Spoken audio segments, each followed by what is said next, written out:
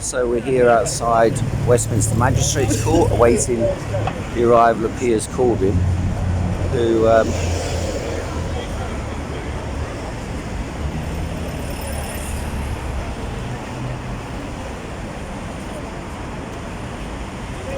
so we're here outside Westminster Magistrates Court. You can see there's a number of journalists here, and we're waiting Piers to arrive here.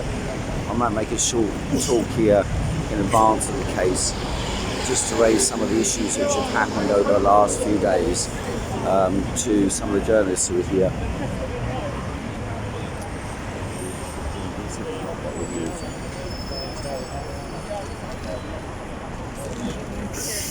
Any water on it? You've got any water on it?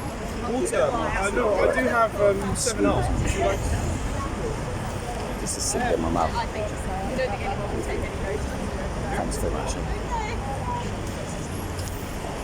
So yeah, I'll go over to give those nomination signatures. I know how much I'm going to pay. It's well done because you have to. Oh, yeah, you're running as well. Everyone's running. Oh no, I'm not. I think I put my name forward for the Reform Party if they wanted me, but Okay. I doubt they'll pick me. But either way, I'll probably try and help out David and whoever I can help out. Well, I'm standing as well. Piers is standing as well. Are you standing? Yeah. Oh, wow. Yeah.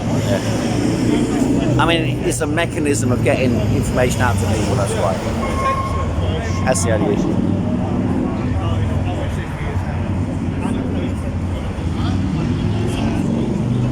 How you doing, man? All right?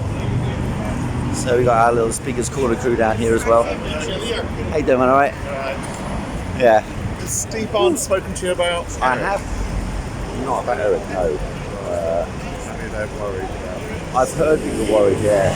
I'll talk to Addy because Addy knows him quite well. I mean, he seems to be quite proud of us, but I can imagine he was a bit scared because of the harassment of it. There's a story saying that he's been thrown out of his house. Look, I'll give him a ring a little bit later on to check, yeah. With Addy.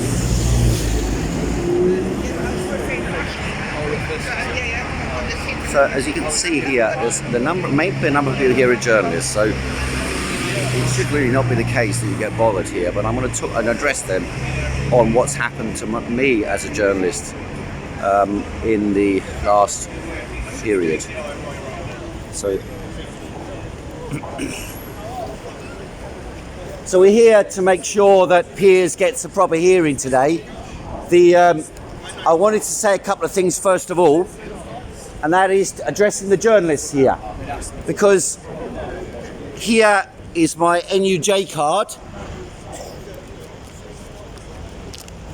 and I want to warn you what's happening in this country. This is my National Union journalist card. What happened to me was on the 5th of November I attended an event at Trafalgar Square, and I spoke there as an educator and as a journalist. I played 2 roles. One was to talk about the virus and distribute a leaflet published by a website called publicsafety.org.uk, and that explains about the PCR test and why the PCR test is falsely indicating increasing numbers of cases, or so-called cases. And then the police grabbed me, dragged me to the floor, carried me 400 meters, took my NUJ pass from me, and then when I asked, and charged me supposedly with corona, when I asked the NUJ to reissue my NUJ pass, the NUJ National or General Secretary then said that I was reported on to the NUJ for doing activities which they supposedly disapprove of. I then sent a full list of videos of my arrest and what I did and what I said and what my activity was, which was educational and journalistic. She then wrote back saying they would not issue a new NUJ pass to me because I was not carrying out bona fide journalistic activity, news gathering activity. The only time there was a significant audience around me, it was an audience of journalists. So basically, by the NUJ depriving me of my pass, of a new NUJ card, they're effectively joining hands with the police to suppress the right of journalists to report on the events taking place in this country. In other words, the NUJ leadership are acting as agents of the state and the police. That is the reality of what happened in relation to my own case. And then they turned round to Piers and they've added an extra charge in the last day or two. And that charge is that he illegally called for people to attend a rally on that same day, the 5th of November. Actually, Piers called for people to attend an educational event. And educational events are exempt from the coronavirus legislation. I was arrested in Speaker's Corner. Wiley here was also arrested at Speaker's Corner for exercising while talking in Speaker's Corner, where since 1872 we have had the right to gather, assemble and speak. And yet there has been no legislation to take away that right to speak or gather. They could say in their regulations that we don't have the right to gather a certain number of people at a certain distance from each other. But otherwise, if they want to maintain that position, they have to say that nobody can enter the park and speak at all when they're exercising, which is of course insane. And of course, speaking itself is an exercise. I've been an orator at Speaker's Corner since 1986. As you can hear, I have some practice in speaking. That comes from exercising that ability to speak. It's known as oratory, one of the great arts of human abilities, human brain and the human body. It's what distinguishes us from other animals, that we have the capacity to articulate complex sounds with complex meaning. Wiley here was arrested violently by the police while obviously exercising with no one around him within any proximity. On Sunday last, I went to Speaker's Corner and I cycled around the park speaking as I am now. The police chased me from one corner of the park to another. For about an hour, they were chasing me, threatening to arrest me, constantly marching at you when you're speaking. This is where we've reached in Britain, where the symbolic essence of freedom in Britain, Speaker's Corner, is repressed by the police. And I don't mind whose opinions are there. I don't mind if pro-lockdown, anti-lockdown, Reform Party, Communist Party, I don't mind who speaks there. That's what our principle is. Muslim, Christian, atheist, pro-Israel, anti-Israel. That's what we stand for in this country when we say we have free speech at Speaker's Corner. So that's why we come up here. That's why we're defending Piers. That's why we're defending the right to speak.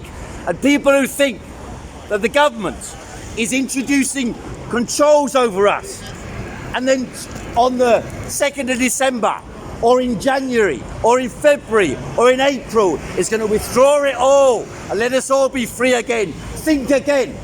This is an international campaign which has the support of big multinational companies, big pharmaceutical industries, big tech companies who have done extremely well out of this. And by the way, I appeal to the police. There is a website. It's called policeagainstlockdown.co.uk, and you will see on there that out of 140,451 police officers in Britain, only 884 have come down with the virus at all. That's not ill, with the virus. So that shows that because the police did not socially distance, they never wore masks before mid-April. There were no social distance. They attend rallies, they attend parties, they break those things up. They arrest people at close proximity. When they arrested Wiley, when they arrested me, they were right up to us in our faces. They broke social distancing, and yet none of them, or hardly any police, less than 1 in 1,000 police have come down in the whole country. That is disproportionately small and can only be explained by the fact that they have almost certainly got, as Dr. Mike Yeadon, former chief scientific advisor for Pfizer, explained they already have immunity through their T-cell responses. When the government, SAGE, made investigations in their committee up until April, May, they never had an immunologist on the SAGE committee. No immunologists. And so they said, lying, that there is no immunity in society. It has been shown by a peer-reviewed study in Tübingen by the very best immunologists in the world that 81% of blood samples from before 2018, so pre-COVID blood samples, had effective T-cell immunity to SARS-CoV-2 virus. In other words, that is why the police have not come down ill, because they have already got T-cell immunity, and they were infected. Perhaps 50 or 80% of police were infected between February and April already. And if they do tests on the police, they will check. In their T-cell response, all of them will have immunity from the virus. The story that there is no immunity is a lie. And it's that lie that justifies the mad policies of quarantining asymptomatic people who cannot transmit the virus even if they have it. So the lie that asymptomatics are transmitting, the lie that pre-symptomatics transmitting, has ended up in the utter and total farce that the Prime Minister of this country is locked away for 14 days, even though he's had the virus, supposedly. Now, if he's had the virus, the T-cell response is 100%. There are only 5 people recorded as having a reinfection in the entire world. 5 people in the world. The WHO made a statement that they estimate that 10% of the world has been infected. So out of 780 million, 5 recorded cases of reinfection. That is there is less than a 1 in 10 or 100 or million chance that you get reinfected. And yet, they are basing the entire policy, the so-called, what I call, the tears of a clown. That's what it is. Tears of a clown. Their policies about tiering systems in Britain. They need to stop testing. Only test those people who are symptomatic when they come into hospital. Only the symptomatics. So it looks like. Is it Piers away? Is that Piers away? Yeah, Piers over there. Yeah. All right. So our good friend Piers Corbyn is coming over right now.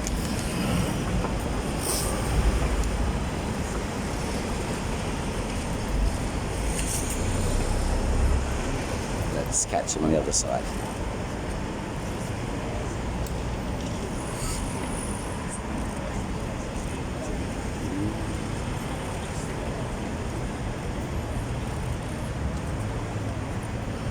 It's not turning around, but it will. I see. There we go.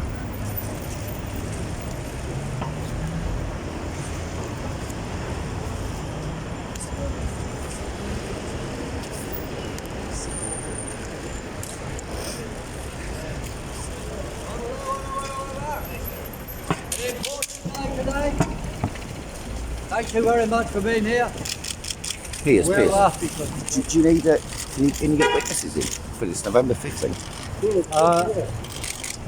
Yeah, let's we better stand here and make a little speech. Do that, yeah. Do you let Richards come yet? Who? The barrister. Oh, I haven't seen him. Do you want to stand back a little bit? Social distancing and all that? Yes. By the way. Can we get the banner? Anyone want to help us hold the banner? Yeah. Whoa. How you doing, all right? Everyone's got it. Let me go down. Hold it behind, maybe, yeah.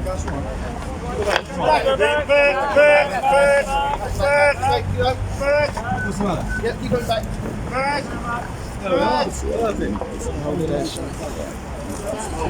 Hold the other side up. There we go. So we go in front, Piers.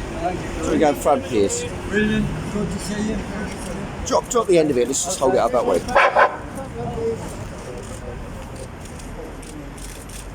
Okay. Almost.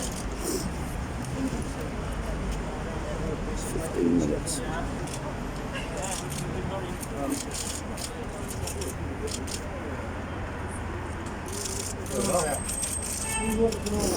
So, well, welcome. Thank you for being here, including all you press. As you know, whoops, what's the matter? You don't need the amp, mate. You don't need the amp. Well, Hello? Probably better for people standing behind.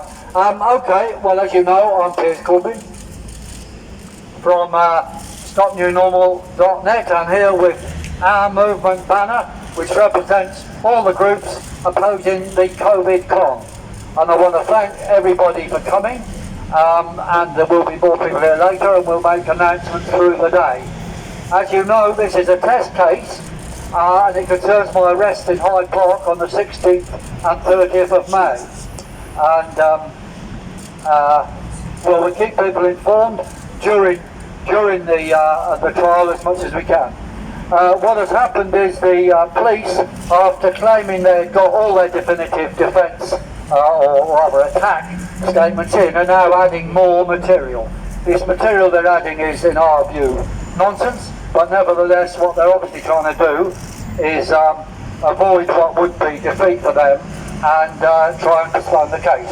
We're going to resist all this. We want the judgment as soon as possible, and if we win, then of course all the COVID convictions so far will be questioned. And in general terms, I would just like to let you know an important new paper came out in the Off Guardian, which shows that clearly there is no such thing as the COVID-19 symptoms causing virus. No such thing. In other words, there's no virus at all. It's a cough. It's caused by other factors. And the reference to that is the bit.ly link 3, small f, big G, small u, big O, small l, big G. So I'll read that again, 3FGUOLG. And it alternates capital and lowercase, okay? What we've got to have now is a even stronger war on the COVID line. And we've also got to have a war on the vaccine line. Because if there's no virus, there's no need for a vaccine. And furthermore, this vaccine, as they call it, is not a vaccine at all. It is not injecting any sort of virus into the body for the body to then develop an antibody. It's a lie. They're injecting poisons into you, so there should be a new name for it, a new name. It's not a virus, it should be something like a GM infertility shot. We've got a competition now online for people to come forward with an alternative name for the vaccines. And to get this, you go to Brand YouTube, and get the report for our event at Bill Gates' headquarters on Tuesday. And on that, as you know, one of our number got arrested, and that was observed by a member of Parliament who raised it in Parliament.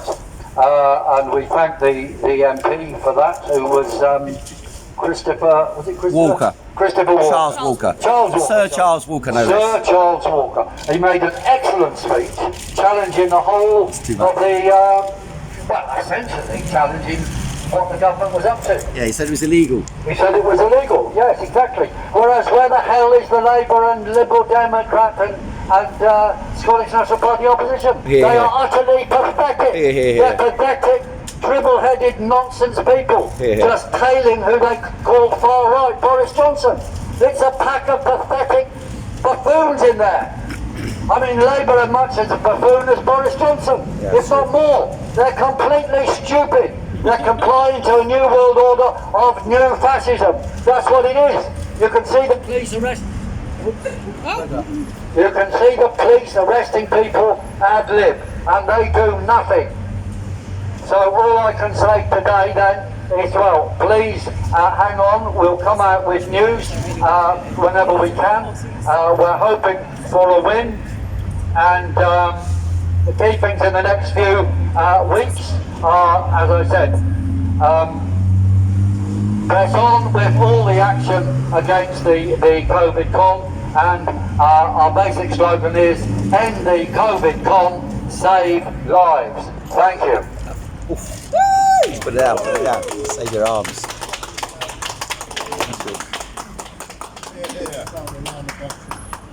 Well, I think it's the switch.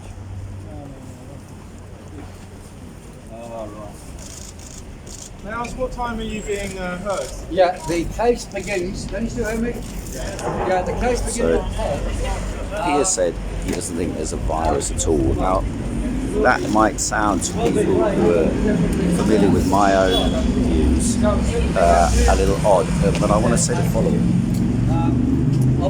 It seems that the virus that was identified, or the strands of the DNA or RNA that were identified in China, were put on a database by the Chinese authorities or medical authorities, and that this was then used, the data record of this supposed string was used as the basis for the in-house PCR test that Christian Drosten developed in Germany, in Berlin, and that was then circulated around the world.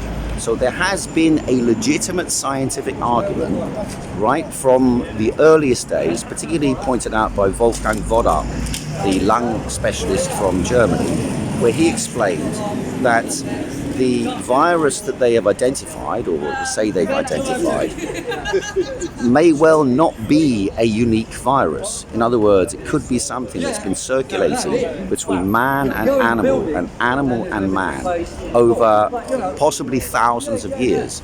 And the particular mutation that you have identified, for example, in Wuhan, is not actually anything unique or new. So I think, even though I don't agree with precisely the way that Piers has just put that, there is a valid scientific argument that the isolation of that particular virus has never actually taken place. And the constant mutation of the virus, for example, the Wuhan virus, the particular RNA strands of the Wuhan virus no longer exist anywhere in the world. There have been mutations that are supposedly derived from that and that have gone into various circles. And the evidence for this actually is the fact that the mink farms in Sweden, Denmark, in Holland and in Spain have all had outbreaks in which they've claimed that nearly all the mink have caught it. And they've also claimed that man brought it to the mink, and then the mink transmitted a new mutation back to man. Now, if that's the case, then clearly this is something that has the capacity to jump between species, and may well have jumped between species for millennia. And therefore, although I don't agree with the way Piers put that question, I think it's a perfectly valid scientific formulation, not simply a conspiracy theory. And using what they call Koch's postulates, the ways of isolating, detecting something, verifying the existence of it, there are some perfectly legitimate scientists and doctors who have raised it in this way. I personally don't think it's that, because of the way it's the attitudes of the population and the mobilization of the machine of international medical investigations, WHO and all this has worked. Yeah. How you doing, man? All right? Take a picture of yeah, you of course you can. Of course you can. This has become the accepted fact, and it's again one of these things where you get this concept of denialism. You cannot say that. How dare you? I heard some of the journalists gasp when Piers said that the virus doesn't exist. Well, is it a unique? This is the question. Is it a unique virus that has never existed before in the history of mankind? And the fact that we have T-cell immunity, 80% in the blood cells, and 100% with people who, for example, with SARS-CoV-1, they've got 100% immunity to SARS-CoV-1. And there'll be cross-immunity between these coronaviruses, which are common coronaviruses that all of us have had.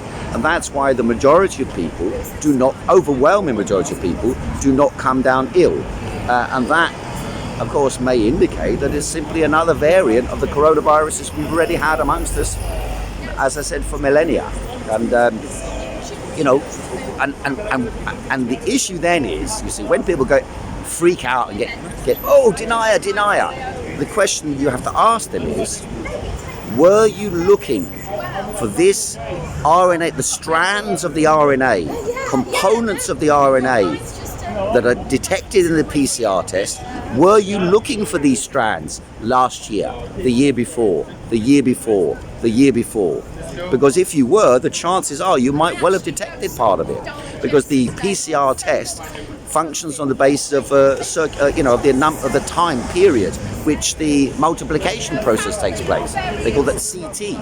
So the CT, if it's set at, for example, 10 cycles, well then if you detect, because basically if you get one piece, you multiply, every time you multiply it, it doubles. Each cycle doubles the number of bits of the RNA of the virus, or of a virus. It doubles then every time that the each CT level. So 1 CT makes 1, 2 CT, 2, 3 CT, 4, and so on and so forth, multiplying each time, doubling. And so you detect, depending on how many cycles you carry out, you detect more and more of the strands of the RNA. But are these strands so unique as to make it an identifiable virus? No, because the only way you can identify if someone has COVID-19, the illness, is because they have, like the Chinese found, glass-like opacities in the lungs. They have something wrong with them. You're not sick if you've got some virus in your body. You're sick if that virus makes you ill.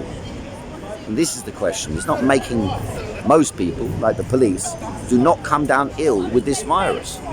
There was one police officer in the whole of the British police force who died, and he had heart problems anyway. So, that's what he actually died from. And Klaus Puschel in Germany, the Hamburg pathologist, the carried out autopsies on over 240 bodies, and he found that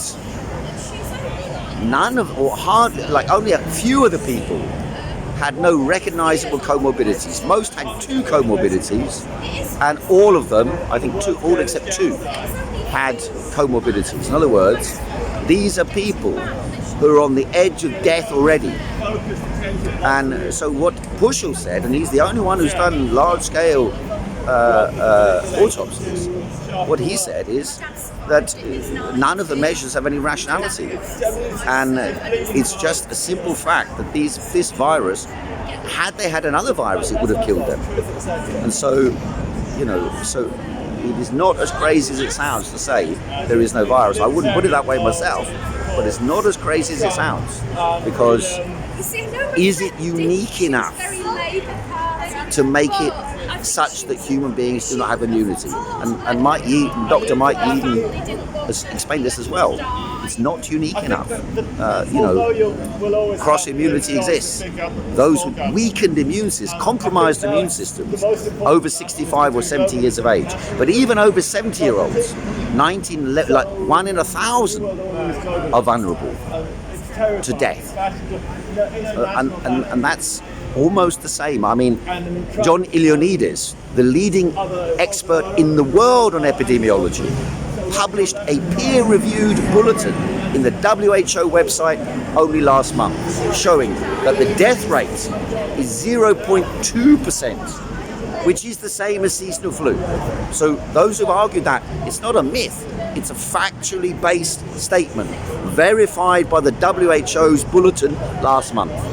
A peer-reviewed bulletin.